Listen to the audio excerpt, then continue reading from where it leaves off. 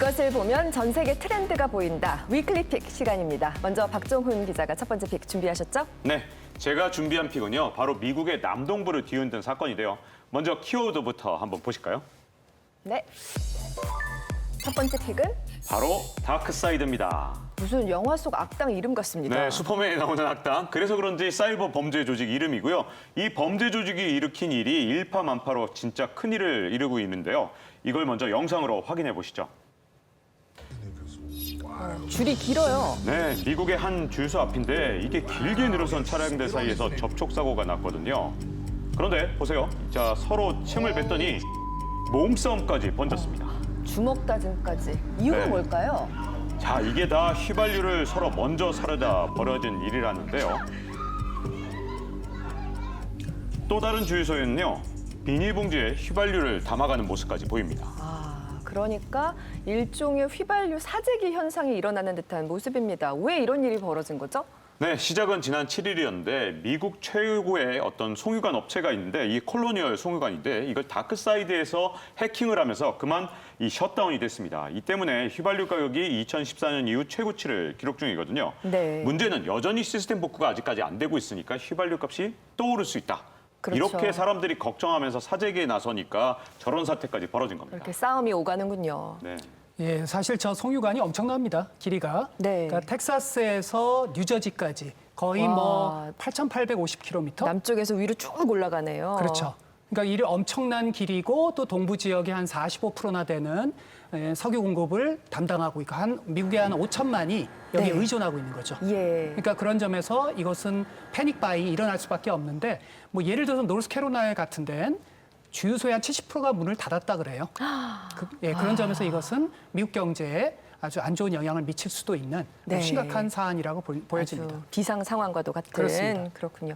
그런데 이 모든 것이 다크사이드라는 조직의 사이버 공격으로 일어났다는 거잖아요. 네, 이 다크사이드라는 게 새로운 신종 사이버 범죄 조직인데요. 이게 지난해 8월에 미국에서 처음 발견됐는데 러시아를 중심으로 해서 유럽과 미국을 상대로 범죄 활동을 하고 있는데 올해 네. 초에는 브라질의 전력 공급 업체들 전산망을 해킹을 해서 또 전력 공급을 마비시키기도 했거든요. 세계 곳곳에서 80여 개 기업을 해킹을 해서 지금까지 수백만 달러를 벌었을 것이다. 이런 추정이 나오고 있습니다. 네. 제가 이 분야를 잘 알지 못해서 그러는데 그러니까 해킹을 해서 기업 계좌 정보를 알아내서 돈을 빼갔다는 건가요? 어떤 건가요? 주로 이제 랜섬웨어 공격을 통해서 한다라고 하죠. 이게 랜섬웨어가 누군가를 이제 납치를 했을 때 인질, 그 몸값, 그걸 이제 랜섬이라고 얘기를 하고 그리고 네. 제품을 뜻하는 웨어를 합쳐서 만든 말인데요.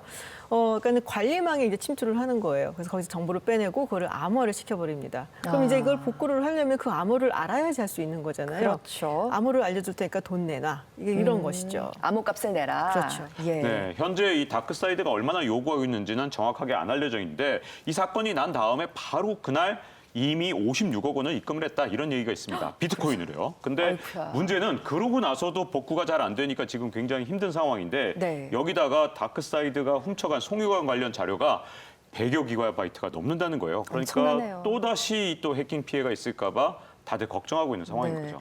그러니까 속수무책으로 해커들에게 당할 수밖에 없는 그런 상황인가 봅니다. 사이버 범죄가 점점 진화하면서 그 파급력이 엄청난데요.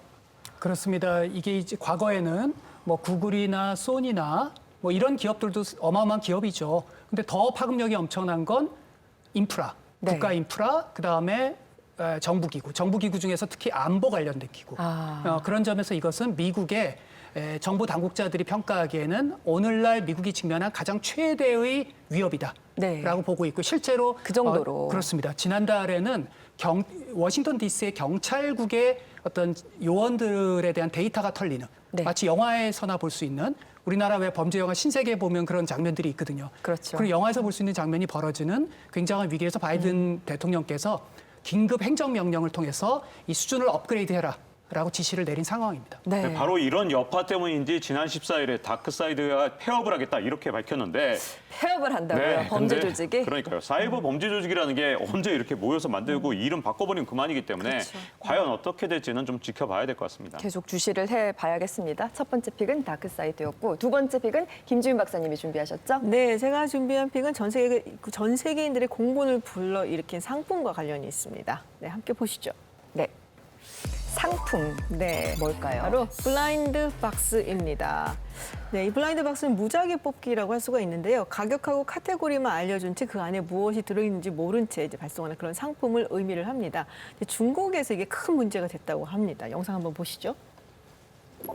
네, 지금 택배 상자를 뜯었더니 짠 하고 어머, 고양이가 나오고 있어요. 아기 고양이네요. 네, 그리고 이번에는 상자에는 여러 가지 통이 등장하고 有 있는데 这个小家 보시죠. 伙是什么龟？你们认不认识？而且呢，它这个龟比我自己 거북이가 之前买来 나왔습니다. 아니 的 살아있는 龟是要 생명체를 大一 어떻게 些。 저렇게? 그러니까요. 네. 여기 이제 박스들이 이렇게 중국의 많아요? 쓰촨성 청도의 한 택배 물류 창고입니다. 지금 뭐 살아있는 개, 고양이가 이제 박스 안에서 아주 무더기로 발견이 됐죠. 아우 울음소리가 들려요. 네. 지금 사실은 거의 뭐 죽기 일보 직전이다라고들 네. 하는데요. 네. 참 어떻게 살아있는 동물을 저렇게 택배 안에 넣을 수가 있을까요? 그렇습니다. 지금 이제 중국의 한 유튜버가 지금 블라인드 박스를 언박싱하는 모습 영상으로 올린 거거든요. 근데 사실 굉장히 경각스러운 부분은 너무 아무렇지도 않게 한다는 거예요. 아주 일상적으로. 그러니까 당연하다는 듯이. 굉장히 만연이 이미 되어 있다라는 것이고, 그리고 지금 아. 택배 물류 창고 같은 경우도 지금 뭐 갑자기 일어난 게 아니고요. 이미 작년 9월 그리고 지난 1월에 동물 수천 마리가 상자에 담긴 채 집단 폐사한 사건이 있었습니다. 그래서 굉장한 분노를 일으켰죠. 저건 동물을 넣은 상자가 아니라 동물을 담은 무덤과도 같습니다. 왜 살아있는 동물을 저렇게 택배로 거래를 하는 건가요? 가장 큰 원인은 코로나19예요. 사회적 거리두기 코로나. 때문에 네. 집에 있는 시간이 많아지고 무료해지니까 이런 이제 반려동물들을 원하는 사람들이 많아진 거죠. 그래서 여기서 아이디어를 얻어서 블라인드 박스로 이렇게 반려동물들을 보내는 이제 상품으로 네. 보내는 경우가 생기게 된 건데 이게 인기가 많은 거예요. 아하. 가격도 싸거든요. 네. 2,000원에서 5,000원. 커피 한 잔 값이나. 그러니까는 이런 식으로까지 이제 번지게 된 거죠. 그렇군요.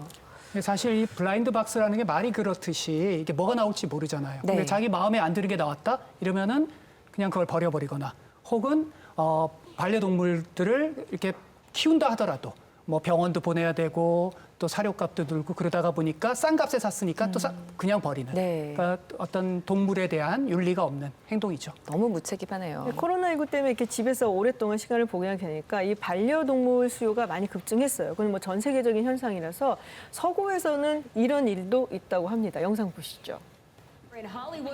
네, 지금 이제 한 남성이 강아지를 손에 들고 도망가고 있죠. 네, 지금 이거는 길 가던 커플을 총으로 위협하는 강도인데요. 원하는 것은 바로 이 개입니다. 어머, 주인으로부터 가로채버리네요. 그리고 지금 이제 보시는 모습은 미국의 아주 유명한 팝스타 레이디 가가죠. 예, 차에서 지금 범인들이 내려서 그녀의 개를 산책시키던 도그 워커한테 총까지 쏩니다. 네. 와. 개를 빼앗기 위해서. 네, 그리고 개를 훔쳐간 거죠. 와, 개를 훔치고 사람에게 총을 쏘고 이건 완전히 범죄인데요. 그렇죠. 저런 식으로 이제 개를 납치하는 것은 이제 도그 내핑, 그러니까 뭐 개를 의미하는 개, 그 도구하고 그다음에 키드내핑의 내핑을 따서 이렇게 만들었는데 네. 지금 이제 수요가 급증하다 보니까 뭐 반려동물 어떤 경우에는 품종에 따라 좀 다르지만은 2~3배, 정말 비싸게는 5배까지도 네, 가격이 급등을 했다고 해요. 그래서 레이디 가가의 프렌치 불독 같은 경우에는 지금 뭐 1,000만 원이 넘는다라고 하죠. 아, 몸값이 엄청나네요. 네. 예, 영국을 보니까 그런 도그내핑이 거의 2배 이상 범죄가 증가했다고 하네요.